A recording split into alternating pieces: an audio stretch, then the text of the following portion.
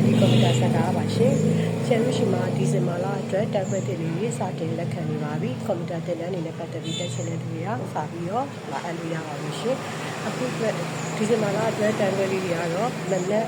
9နာရီကနေစပြီးရှိမှာပါ။မနက်9နာရီကနေပြီးတော့17နာရီတစ်ချိန်17နာရီကနေ2နာရီတစ်ချိန်2နာရီကနေ4နာရီ4နာရီကနေ6နာရီ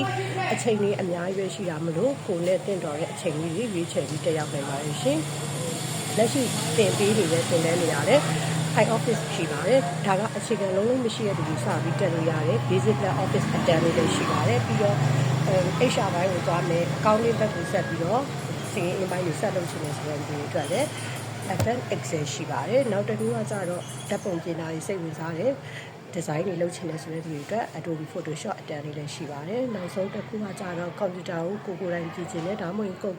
ကိုယ့်ရဲ့ကိုယ်ပိုင်လုပ်ငန်းလေးကိုကွန်ပျူတာဆိုင်ပြင်တာလေးတွေကွန်ပျူတာလေးတွေနဲ့ပတ်သက်ပြီးတော့အလုပ်လုပ်ချင်တဲ့သူတွေကိုယ့်ရဲ့ကိုယ်ပိုင်ကွန်ပျူတာတွေပြည့်ရင်ကိုယ်ပြင်ချင်တယ်ဒါမှမဟုတ်ဆိုင်လေးတွေဖွင့်ချင်တယ်ကိုယ်ပိုင်စီးပွားရေးလုပ်ချင်တယ်ဆိုတဲ့သူတွေအတွက်